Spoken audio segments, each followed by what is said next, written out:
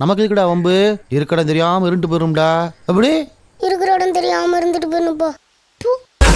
கால வச்ச கையா கையாவே இப்போ வர ஐயா ஐயா ரமையா வஸ்தாவையா ரமையா வஸ்தாவையா